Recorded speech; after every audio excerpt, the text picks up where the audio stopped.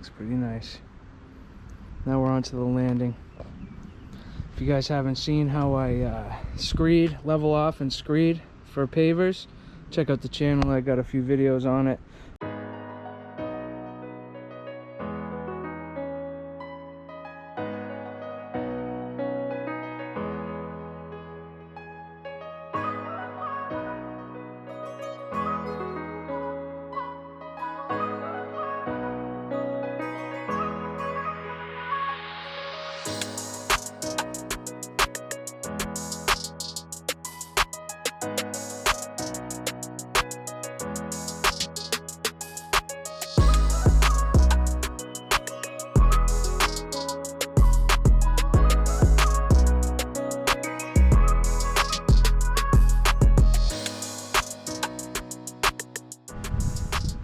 All screeded.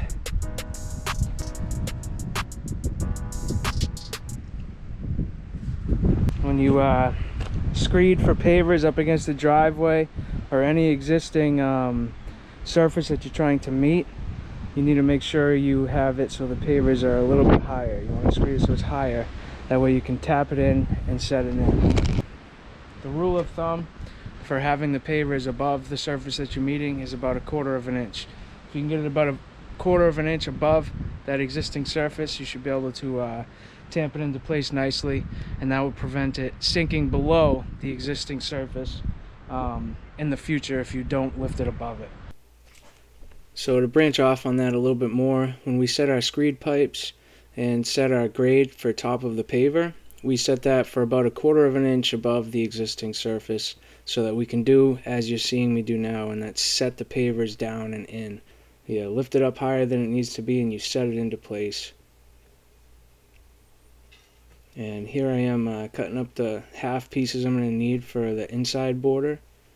And I'm going to be starting, as you see, in the 90-degree corner of the driveway.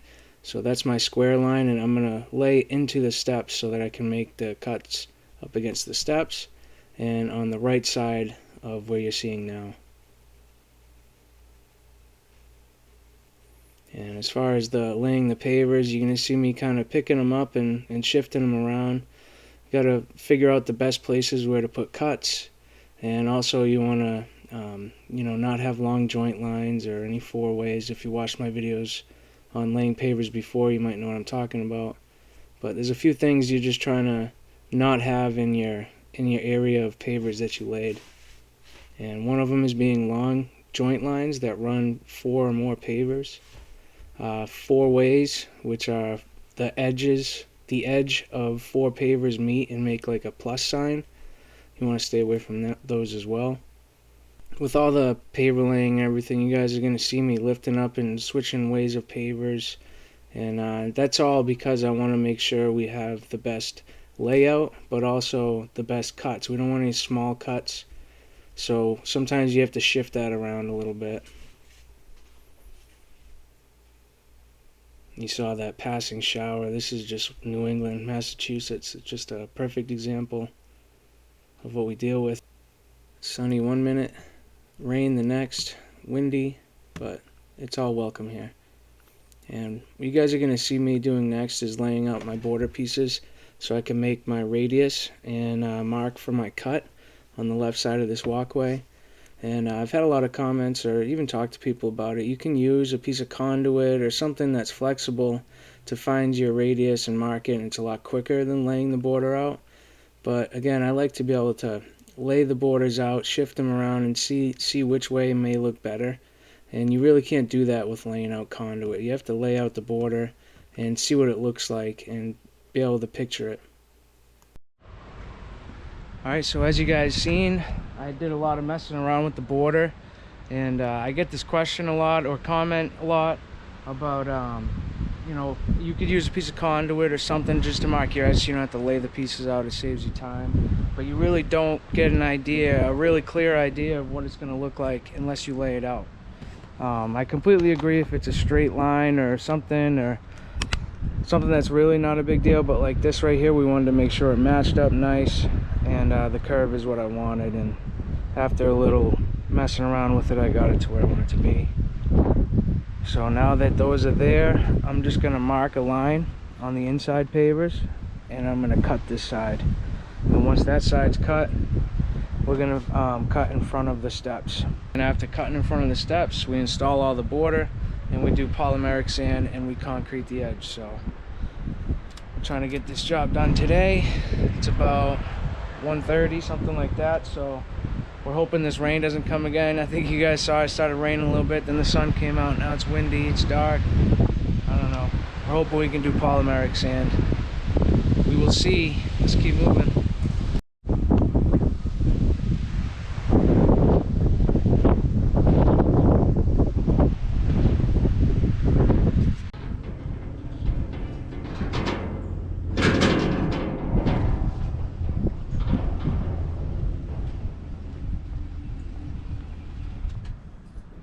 Ben, this weather's messing with me.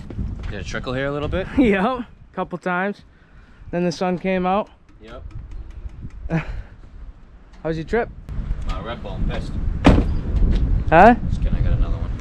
Oh. Oh, pretty good. Quick. Yeah. Easy. What else you want to know? Whatever you want to tell me.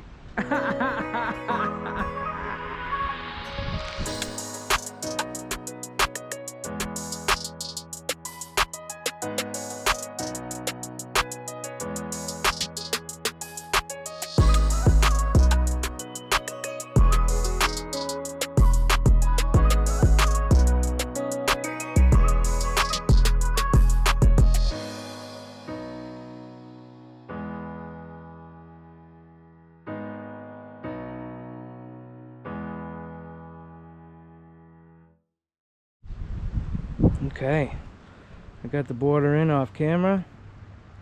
Cut looks good. Border looks good.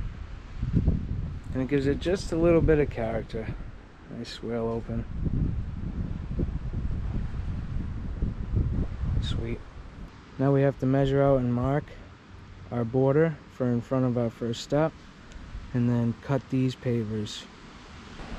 We are almost there. After that, polymeric sand, concrete the edge.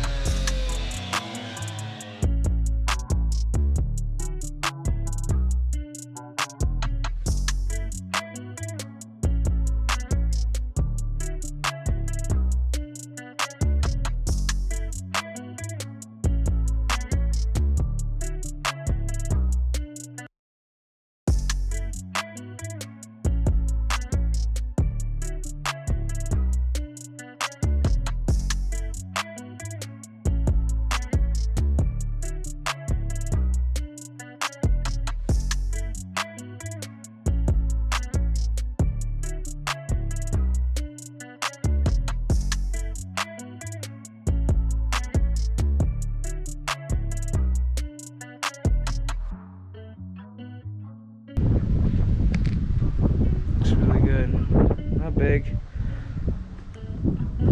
Definitely made the stairs a lot more inviting. I'm just gonna do a little bit more filming of me cutting and installing the border up against this, but I literally have 3 minutes left on this SD card. But that's how we do it. It's pretty irregular steps, so we make a straight line, and we use that same bedding stone that we use under the pavers in a joint like that. It fills it in nicely, and it also allows for any water to permeate down into our sub base, which is all the 3/4 inch stone, which is good for water drainage. But it is all set. The only place I need concrete is on this side. So we're going to dig a little trench on the edge of the pavers for our concrete to sit in. Just a regular 80-pound bag of concrete mix, gravel and cement mix. And we're just going to slope it from the bottom of the trench to about an inch below the top of the paver. And in this situation, we're able to just put the gravel on the side of the walkway. Just put it in there as the concrete's wet so that the gravel kind of becomes a part of it. And you'll never see the concrete. And it's going to hold it in nice and tight. So now we're on to the other step, the last step, and that is polymeric sand on the joints. And we're going to go through all the areas nice and thorough on our first shot, as you're seeing, and we're going to move all the excess to the side and put it in one pile. Use our hand tamper to set the pavers and also set the poly sand down into the joints. And then we're going to go over it again to fill in any low spots that occurred from compaction. And we're just going to go through all our joints nice and make sure that they're filled to the top or a little bit below the top. You don't want to be too high on the pavers. You still want a little bit of reveal on the top edges of the pavers. And we'll clean up all the excess, blow off all the extra dust that's on top and in the natural cleftness of the pavers. And then we're going to give it a good soak down. Soak it down. Make sure you see water flowing over the top of it, as you see here. And that's going to be enough water. You just let it sit from there, and the polymeric sand is going to just do its thing. And that came out nice. Back's done. Back's done. This whole job's done. Pavers are still a little wet. Some wet spots on the steps. That's what you're seeing. But it certainly came out good. I actually didn't show you. I use just a bag of cold patch asphalt repair from Home Depot. The reason I had to do that is this old asphalt was actually not square with the house. It was angled, so I had to square the wall and then fill in with the asphalt repair. But very useful space now. They still used to go up in their backyard before when it was all grass. Just a little dangerous and not visually pleasing, but now it's not dangerous and it is visually pleasing. Well, that's it, everyone. That's going to wrap up this job and this series of videos from the front project and the back project. A little before of this project, they had to go up and down this steep incline of just grass and dirt, which really inspired the idea. After they saw the front steps, they were interested in putting these back steps in. So what started off as a little front walkway and wall step project turned into another little project in the back, and the customers were happy. I was very happy, and it was fun using all this this material that I've never used before. Great job, Nico Lock, on your products. Looks great. Looks really great. I like all the color tones. They match well with each other, and just what a difference. What a difference. But thanks for watching the video, everyone. If you're subscribers, thanks for your support. If not, hit that like and subscribe button. It goes a long way. Till the next one. Peace.